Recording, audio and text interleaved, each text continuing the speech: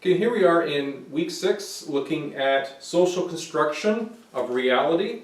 So we're going to look at in terms of, the social structure and social behavior. How do we sort of structure the reality around us? And then the role and importance of nonverbal communication in helping us construct this understanding of the world around us. Then we're going to look at what is collective behavior. And in particular, we'll look at crowds and masses, the different types of crowds and masses, and the role that they play in our society and in our own growth and development. You could even say within our own sort of socialization, how we gain a sense of who we are as a people. And then lastly, we're going to look at social movements. How do social movements as a collective shape and or influence society? Okay, so I hope this is going to be good for you. Please feel free to be asking questions using via email or stop me in the hallway. I wander around a fair bit, making myself available for people to see where I am and to be able to answer any questions that I can. All right, so good luck and carry on. Okay, what we're going to be looking at, just as a reminder, we're looking at social interactions among individuals, and we're going to really focus on the face-to-face encounters. We're also going to look at the social construction of reality, and in particular with focus on some of the nonverbal communication features of how we interact. So when we look at social construction of reality, the process by which our perception of reality is shaped largely by the subjective meaning that we give to an experience. Now, it's an emphasis to process, and it's perception, so each of us looking at the same event will see something a little bit different based on our own subjective meaning associated with it, based on we all have a personal background and all of that individuality in terms of how we become who we are and influence of our family and whatever we choose to watch, read, and influence us influences our perception. And so the construction of social reality the social construction of reality is a very personal thing, and it's the meaning that we give the experiences that we have.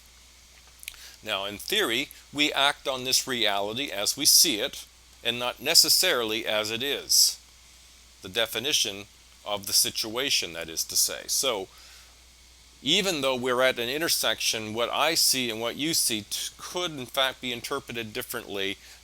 Not so dramatically different that we don't know we're at an intersection, but what we witness and what we paid attention to would be different. But our social construction of reality allows us to interact on a daily basis without a lot of error. I know when I go into Tim Hortons and I order a coffee, I'm going to get a coffee and they're going to ask for money, and it's going to be the amount of money on a consistent basis. And so there's a social awareness of how that gets played out and the rules of it. So a definition of a situation, we analyze the social context in which we find ourselves, we determine what is in our best interest, and we adjust our attitude and actions according to that situation. Now, there's a thing that we call self-fulfilling prophecies, and this is the false belief or prediction that produces behavior that makes the original false belief come true. For example, if I'm told repeatedly that I'm not a good person, then I may begin to believe I'm not a good person. So when we look at social construction of reality and we look at homelessness in families, you might ask yourself, so what role does my family play and what kind of family do I have? Do I have an intact family with mom and dad and siblings? Has my experience been influenced by living in a single-parented family or a same-sex family? All of those family differences will shape some of how I see the social construction of reality of where I live. The same with homelessness. Do I walk past somebody without giving them a second glance? Do I reach out and help and see if I can't be of some help? How do I see the world around me? How do I respond to the situations and life experiences that I meet up with on an everyday basis? So when we think about the interaction that we have with people over the course of a day, and all the different people that we know very well and people we may not know as well, strangers even, we can look at nonverbal communication. The functions of nonverbal communication are wide and varied. Nonverbal communication can supplement verbal. So as I use my tone of voice and the cadence in my voice, I can use that nonverbal component, the cadence, the speed in which I speak, the rate or the intonation, the up and down motions of my voice can all be nonverbal communications to emphasize or supplement what I'm doing and what I'm trying to communicate verbally. Nonverbal communication can regulate social interactions. I don't have to say to my daughter when she's a child to keep her voice down. I can put my finger to my mouth and make it appear as if I'm just asking her to be quiet. So it regulates social interactions. If someone's talking to me and I don't really want to pay attention, I can just turn my back to them. That's nonverbal, and it regulates social interaction. Nonverbal can establish power in relationships. Because I'm a taller person, I can express a certain degree of power over somebody by standing very close to them and sort of making them feel intimidated.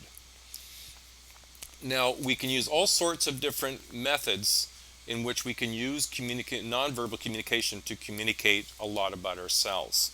Now, there is what we call deference. Deference is the symbolic means in which subordinates give a response to those in power. Now, for example, if you arrive at your job and you're just fairly new at your job and you meet the boss, chances are you're going to act in somewhat of a deferent way. That is to say, you're not going to tell the boss what to do. You're not going to behave with the boss that you would with someone who you're close with and are on the same level with. You're going to pay some respect to that boss by virtue of the role and the status that they have. And that's called deference. Now, in nonverbal communication, one of the big elements is facial expression.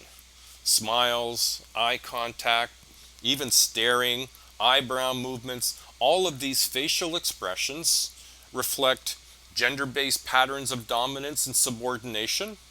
Women are more likely to sustain eye contact during conversations than are men.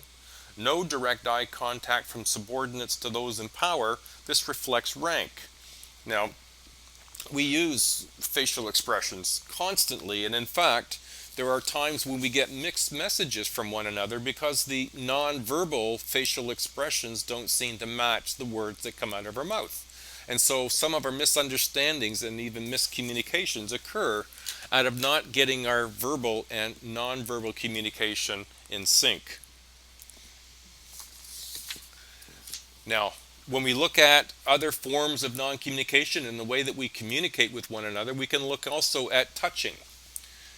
Touching is a very important non-communication technique and strategy, and there's wide varieties of way in which we express meaning through intimacy, through touching. We can express intimacy with touching. We can express friendships, sexual connotations. There is all sorts of meaning. We can provide support. We can demonstrate authority or power. We can make people feel uncomfortable. Gender differences can have an influence on the way things get communicated, and so can who touches first may reflect rank, and who touches over who doesn't touch can reflect authority and or power. And so much can communicate. I mean, just even for example, if you're standing at a bus stop and I were to approach you and inquire, what time is it? What time does the bus arrive? And I put my hand on your shoulder nearest to me. That would give you one sense of touch. That would give you one degree of sensitivity to, oh, I'm being touched. However, if I approached you and instead of touching your near shoulder, I reached around your back and touched your other shoulder, that might give you a different response to my question about time. Now, what I did there was cross your midline, your spine. Your spine is like the midline of your body. And touches that occur, by strangers at least, that are near to you, don't crossing your midline, give you a different response non-verbally than if that touch comes from crossing your midline. Now, in relationship to touch and connected to some in a way is what we call the personal space. There's an intimate space and public space, and you know when it's been breached because you feel uncomfortable. Personal space is an immediate area surrounding you that a person claims as private. Now, intimate space would be contact within less than about a half a meter. And this is limited to certain people in our lives who we have a higher degree of trust and relationship with. Public space, on the other hand, is often considered to be over 3.6 meters, which is quite significant. It's more formal, it makes impersonal speech nearly impossible. Now, the theme here is that when others invade our space, we may retreat, stand our ground, become angry, become uncomfortable. And so that bubble, if you will, that space bubble that we carry around us, might vary from person to person as to what degree that is, but there is typically a barrier, a line, a invisible marker that sort of says, you've crossed into my personal space. Anything outside of my personal space, I have a certain degree of comfort with you. Okay, now there's a lot more to nonverbal communication than just that. But we're only going to be limiting ourselves just to these parts because I want to move on to what is known as collective behavior. And so when we look at social structure and social interaction among people, we look at a lot of the nonverbal communication, but what we want to look at next is collective behavior. So let's have a peek. Collective behavior by definition is the voluntary and often spontaneous activity that engages a large number of people and typically violates the dominant group's norms and values. Okay, it's spontaneous often, it's voluntary, and it involves a large number of people that typically would, in that instance, violate the larger group's norms and values. Okay. So some of the elements is that it lacks official division of labor. It's not an organization. That's why I would say it lacks an official division of labor. It doesn't have hierarchy of authority. There's not a leader among all and then sort of sub-leaders and managers, if you will. And there are established rules and there aren't established rules and procedures. Oftentimes when people form collectives, they're spontaneous. So there's not a lot of time to organize them. Social protests regarding social problems. If you remember the G20 and the 1% social protests, these would be considered examples of collectives. They're spontaneous and a lot of times. They are voluntary, that is, you choose to go. There isn't a lot of organization to it. But what we're going to do now is sort of look at some of the conditions by which collective behavior does occur. Because there are circumstances in which collectives work and others where they don't work so well. So when we look at the G20 in Toronto, it's an example that meets one of the criteria for collectives. So collective behavior occurs as a result of some common influences or stimuli that produces a response from the collectivity. A large number of people who mutually transcend or bypass or subvert the established institutional patterns and structures. Now there's three factors that can contribute to the likelihood that a collective behavior will occur. So if you remember the G20 as an example, one of the reasons that it occurred there is that was the place where there was economic focus. And so people came with economic issues, affordable housing, adequate income. And so there wasn't just one group of social protesters, there were many groups with a similar focus because that was the opportunity that it presented itself. So the first is there are structural factors that increase the chance of people responding in a particular way. There's a stage setting. And so in this case of the G20, it was the economic variables. The second is about timing. Most of these collectives will occur on weekends and evenings. Now there's a reason for that. It's not just because that's when, it's the most convenient. One, people who are working are more able to voluntarily participate in the evenings and on weekends. The other reason is that police forces aren't as well staffed on weekends and evenings, so there's a greater likelihood that the collective can have a voice. And then thirdly is that there's typically a breakdown in social control mechanisms corresponding with normlessness. That is this lack of lack of security policing on these times. And so this is what makes collectives more likely to work. Now, people may engage in collective behavior when they find that their problems are not being solved through official channels. A lot of the people who protested at the G20 would have been trying other means by which to get change to happen, but didn't feel as if they were being paid attention to in the channels that they were asked to do. So when the problem appears to grow worse, or when the situation is conducive, when communication is both quick and easy, and people's attitudes are not always reflected in their political or social behavior. So many people talk about the importance of climate change or homelessness, but they don't vote or don't vote for candidates with supportive platforms. So people act collectively to make a statement and to make things known to other people. Now, we can look also within collectives to look at crowds. There's different types of crowds. Crowds are relatively large number of people who are in one or another's immediate vicinity.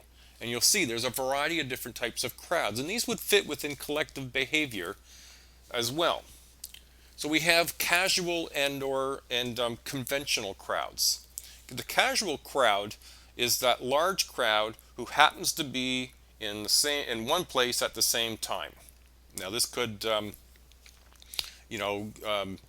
you may find yourself having been a part of a casual crowd as opposed to a conventional crowd.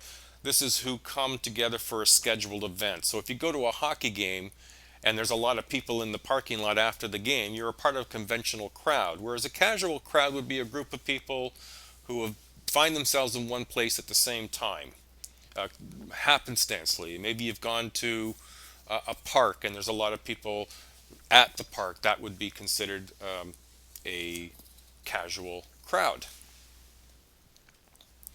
Now there is also expressive and acting crowds. Expressive crowds come together and express a strong emotion. And again, this would be an example perhaps of the G20. You may also find not only expressive but acting crowds. These are intense and violent. Now there's subcategories of these. A mob is a highly emotional crowd who are violent against a person or a group or a place. Now you saw some examples of mob behavior at the G20. Now a riot is a violent crowd with no particular target. Now if you remember when Vancouver lost the Stanley Cup, there was a large, if we will, a riot that occurred in downtown Vancouver, and there wasn't a specific person or group that was targeted, but a lot of people went about creating a havoc by burning police cars and throwing stones and rocks at stores and buildings. And then lastly, in this acting crowd is panic, when people act or react to a real or perceived threat.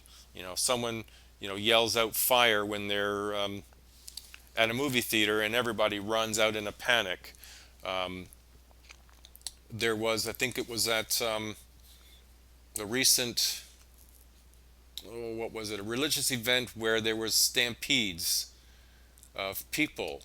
There were millions of people in the street and several hundred people were killed as a result of the stampede. It's not exactly panic, although when people started to move quickly, it created a state of panic, and that's what had a big impact on the loss of life. And then lastly, as a type of crowd, there are protest crowds. And these groups, or these crowds, engage in activities intended to achieve a specific goal. These crowds typically aren't violent as much as they are participating in civil disobedience. Now, in contrast to crowds are mass behavior. And mass behavior is sort of, well, by difference, the difference between a riot, that's a proximity issue, that would be a crowd, and a rumor where proximity is not an issue. So collective behavior that takes place when people who often are geographically separated and respond to the same event in much the same way. That's a mass. Okay, they're not this time in the vicinity, If you're in the vicinity, you're a crowd. If you're not within the vicinity of one another, you're a mass. And there are several types. Rumors. You don't need to be in the same place at the same time to spread a rumor. It's unsubstantiated reports on an issue or on a subject or about a person. But rumors, you don't need to be in the same place. Whereas gossip, these are rumors about a person's personal life of individuals.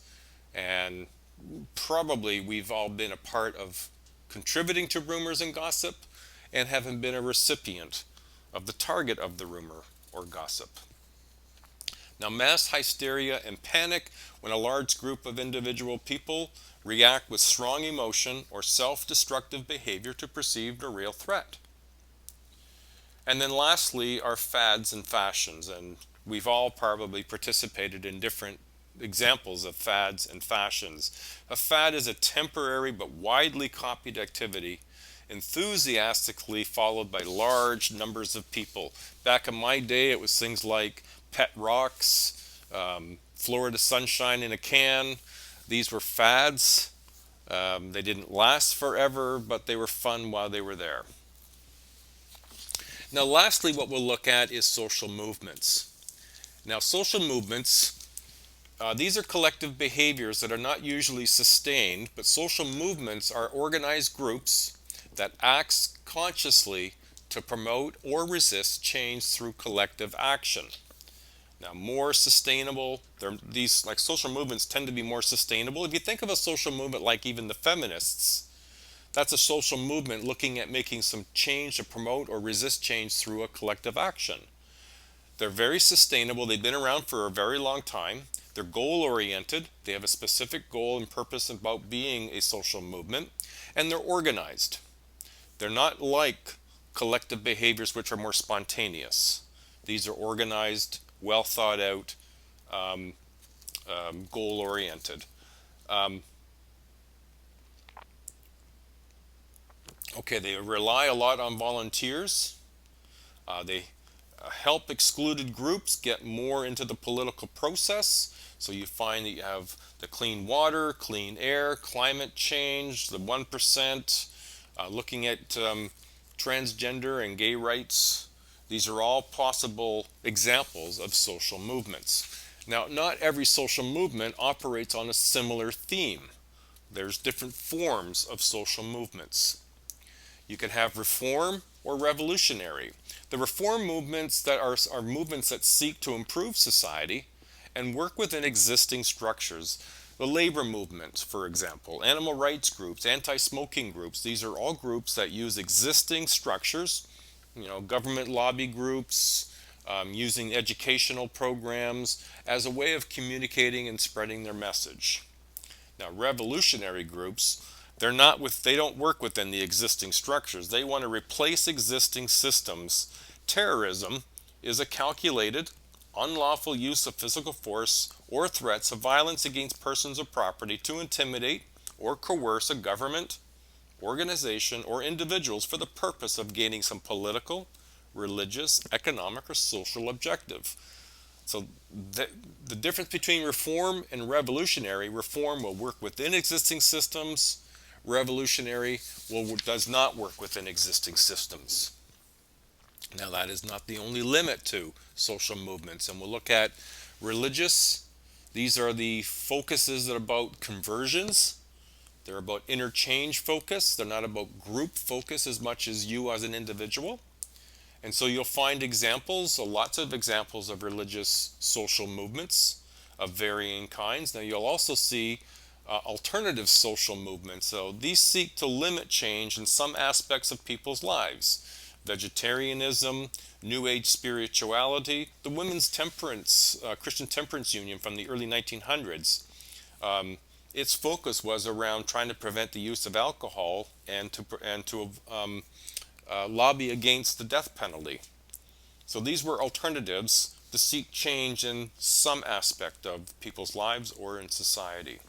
And then lastly is the resistance social movement, and they seek to prevent change. For example, the pro-life program, protecting the rights of the unborn child.